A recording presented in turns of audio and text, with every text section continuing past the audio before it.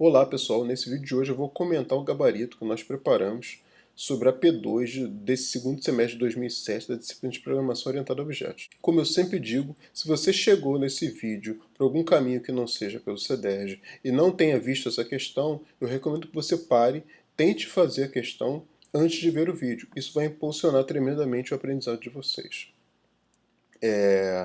Vamos começar pela primeira questão. Eu vou tentar fazer um vídeo mais breve, mais direto, já considerando que vocês estão familiarizados com o texto que é proposto, né? Então essa questão aqui, a ideia era a seguinte: eu tenho uma classe cômodo, era um sistema voltado para a construção civil. Eu tenho uma classe cômodo, essa classe cômodo, ela, aqui o enunciado está dizendo que ela é abstrata, ou seja, isso no entendimento de orientação a objeto é uma classe que está num nível bem abstrato, a ponto de eu não saber exatamente o que é aquele cômodo, né, para esse nosso contexto aí. Na prática, eu não consigo criar objetos a partir dessa classe, né? Então essa é uma restrição importante aí dentro do contexto O, aqui em particular em Java. Pois bem, então essa classe ela tem três campos, dois lados e um pé direito, uma altura, ou seja, um cômodo ele tem a sua área da base, então a sua altura. Para simplificar o sistema, na questão era considerado que todos os cômodos têm um formato retangular, né? Então eu não tenho dente, não tenho coluna, eu tenho sempre uma área retangular, né? Aqui já era dado um construtor para inicializar os campos dessa classe. Eu já tinha um método perímetro, que é o comprimento, né, digamos, das paredes, né, desse cômodo, e a área, que seria a multiplicação de um lado pelo outro, né?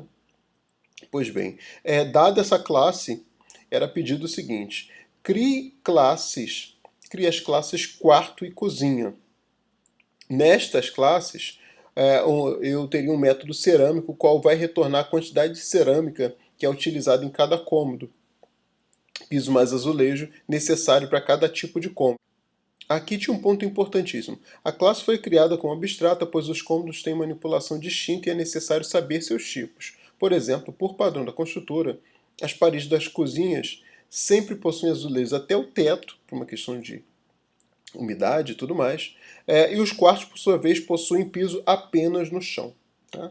Tendo dito isso, pedia-se o seguinte: crie as classes quarto e cozinha, e nessas crie um método área de cerâmica, o qual deve retornar a quantidade de cerâmica, piso mais azulejo, necessária para cada tipo de cômodo. Ou seja, eu tinha que levar em consideração na implementação dessas classes que as cozinhas, a área de cerâmica é a área das paredes mais a área do piso, enquanto dos quartos é apenas a área do piso, a área do chão. Né? Essa era a primeira questão. E a segunda questão pedia para a gente criar objetos baseados nessas classes, né? Então eu pedi aqui para criar um objeto quarto, um objeto cozinha, com essas medidas aqui, e pedia para calcular a área de cerâmica total necessária de forma polimórfica, né? Vamos dar uma olhadinha no código, né, que foi apresentado para essa questão, né? E aqui no código apresentado gerou uma pequena polêmica, né? Bem, aqui eu tenho as classes quarto e cozinha, né? As classes quarto e cozinha que foram pedidas, ambas estendendo o cômodo, obviamente, né? Eu quero aproveitar a classe abstrata ali com as características, né, de cômodo, que é ter lados e ter pé direito, tanto cozinha quanto quarto tem. Então, eu uso herança para aproveitar aquela estrutura ali. E no caso do quarto, eu estou simplesmente o construtor chamando o super para a classe de cima.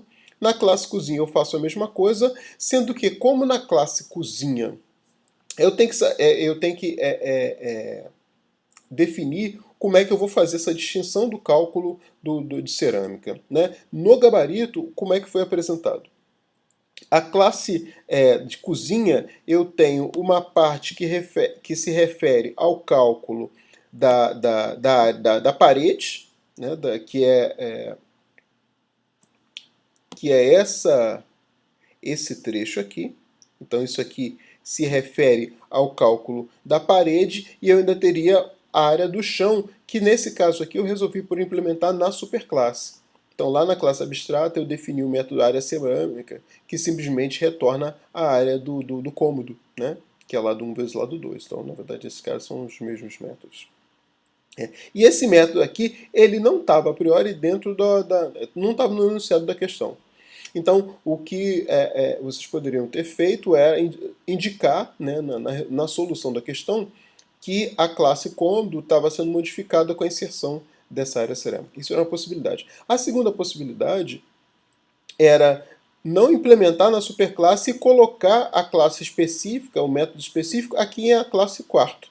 Então, eu teria exatamente aqui na classe quarto esse método área cerâmica, sendo que ao invés de eu ter essa primeira parte aqui, que é o cálculo das paredes, como no quarto não considero parede, eu só considero chão, eu só teria a chamada desse cálculo de área aqui. Então aqui eu teria a chamada para o super de área. E com isso eu teria calculado, teria definido, né, implementado o método área cerâmica para a classe quarto.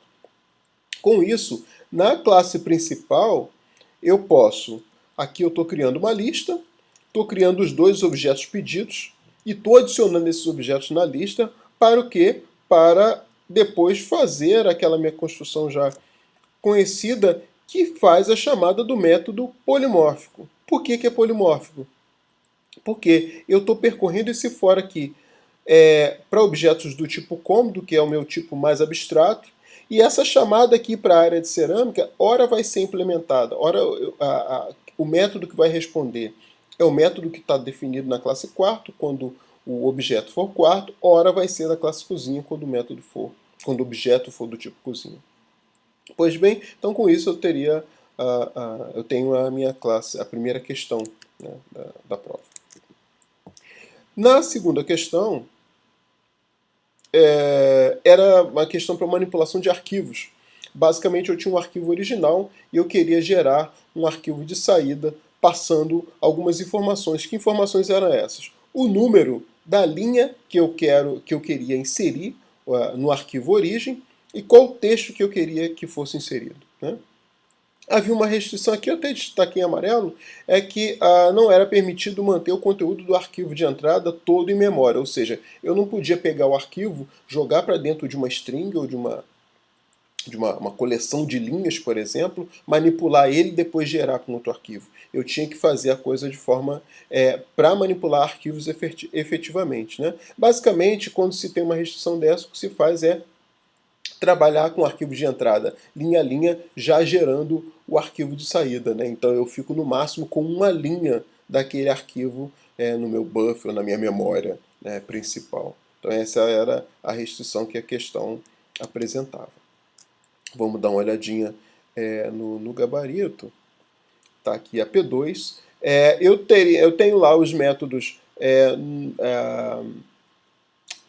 bem padrões lá da API de Java, né, para ler arquivo, e aqui já inicialmente, desculpa, antes de ler o arquivo, aqui eu estou lendo o número da linha no arquivo que eu quero inserir, né, então isso está sendo passado por argumento na classe.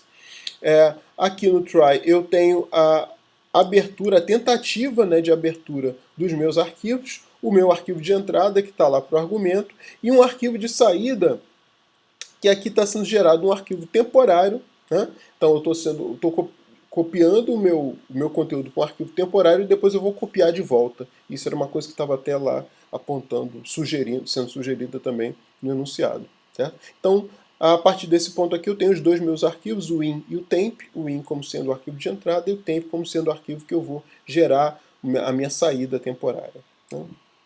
E aí, tendo feito isso, eu vou linha a linha para o arquivo de entrada, controlando aquele número que foi lido, que é esse índice nova linha aqui, para fazer com que ele controle o ponto onde eu quero escrever. E como eu faço isso?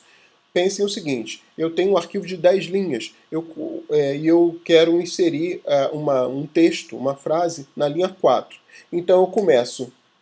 Então a variável que eu recebo é a variável com o número 4. Então eu começo da linha 1, né, que é o que está acontecendo aqui. Ó. Índice da linha atual é 1.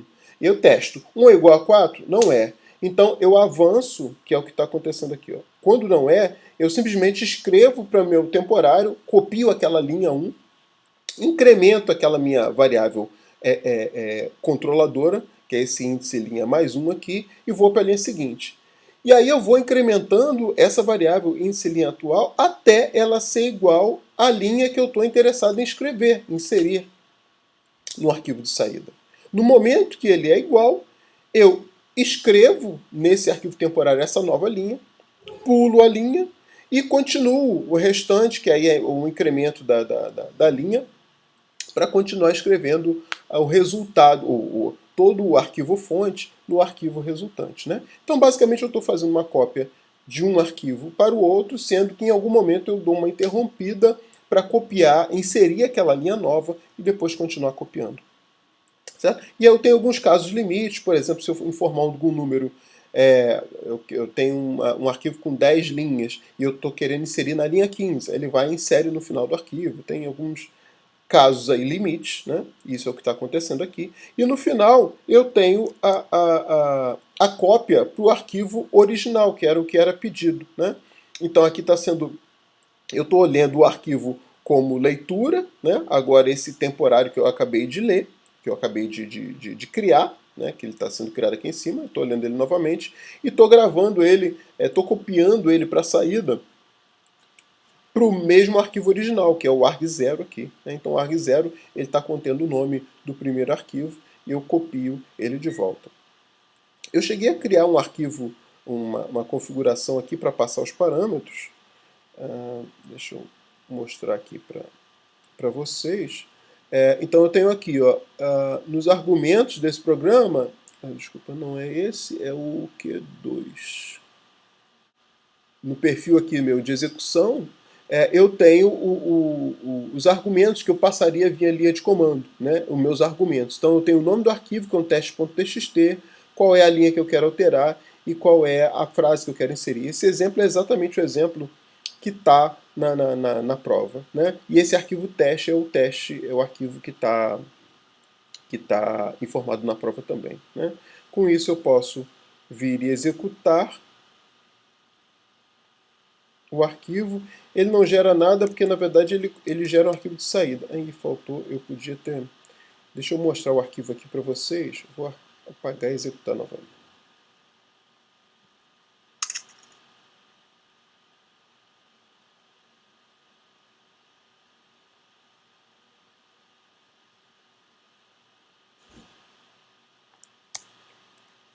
O arquivo original tem essas 4 linhas. E agora eu vou rodar o programa. Rodei aqui.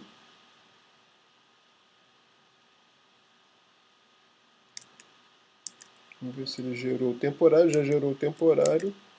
Então aqui já apareceu o arquivo que eu tinha acabado de apagar, né, com a linha inserida.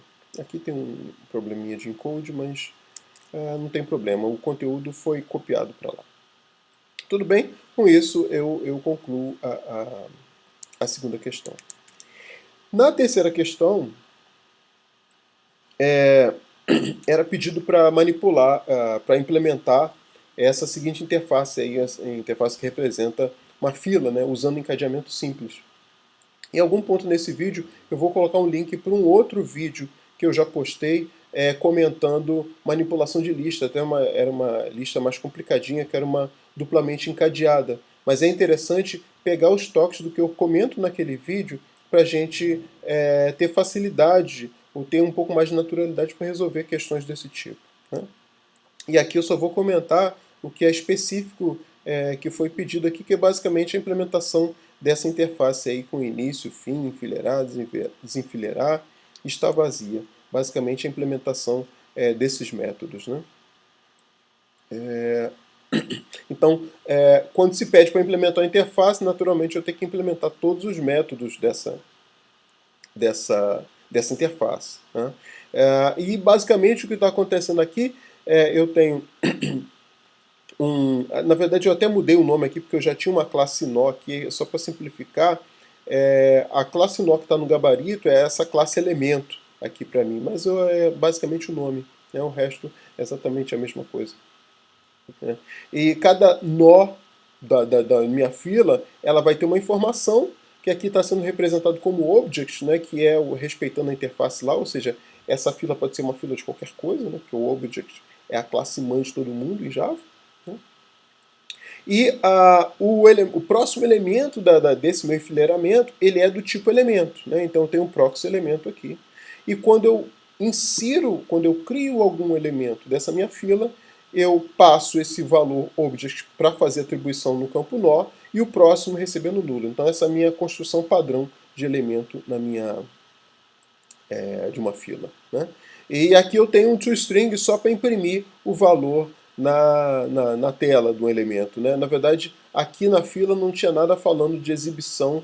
Esse toString é pura e simplesmente para ver a informação na tela, mas isso não era cobrado na questão, porque não estava ali sendo definido na interface.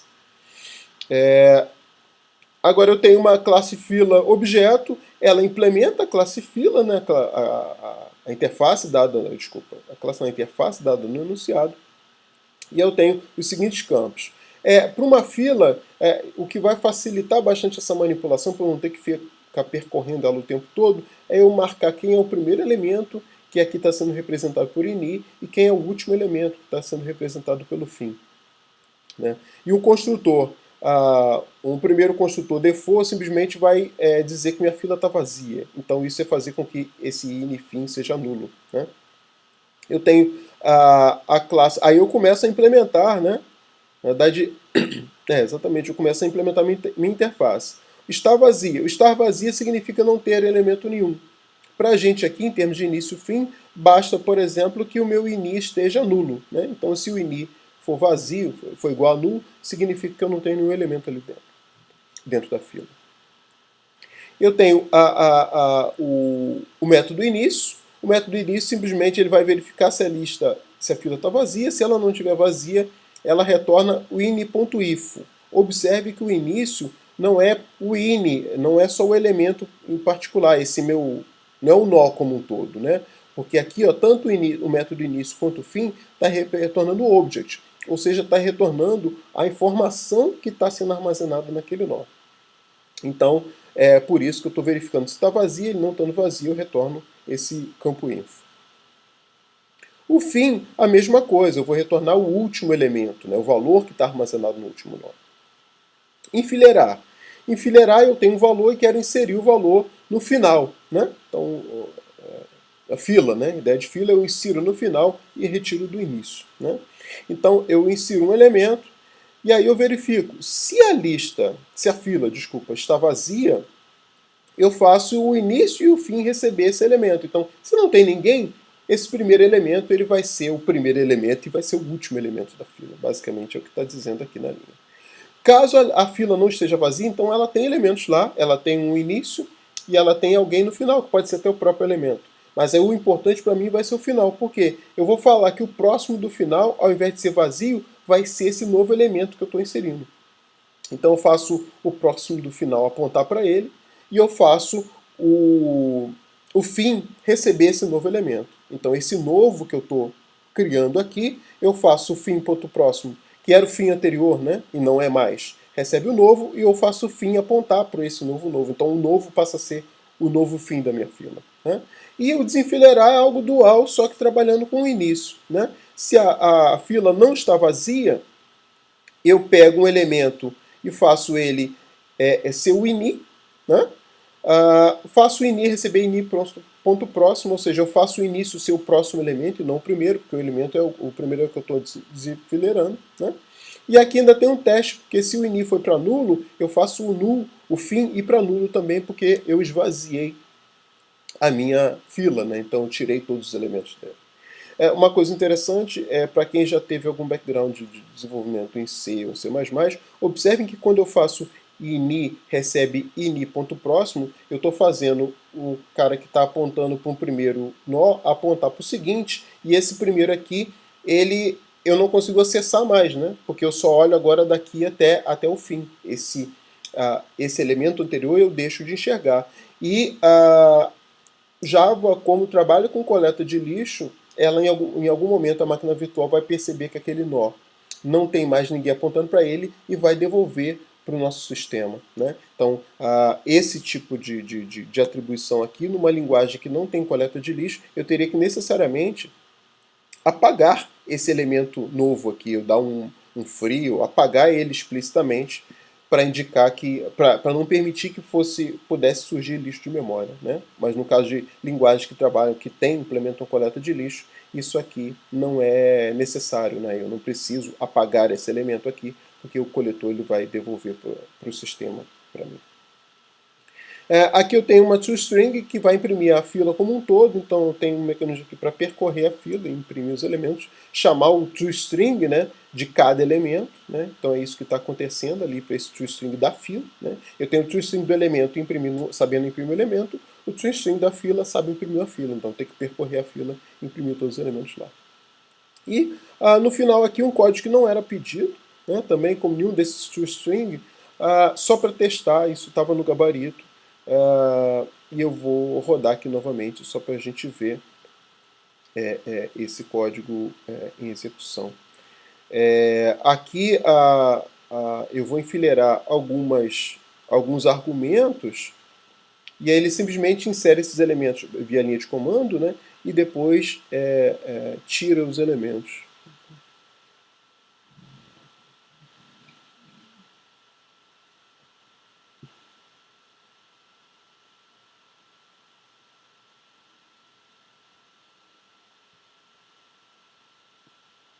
Pois bem, então tem aqui 3, posso botar até, vamos colocar 10, 15, botar 5, só 4 para não crescer muito a telinha.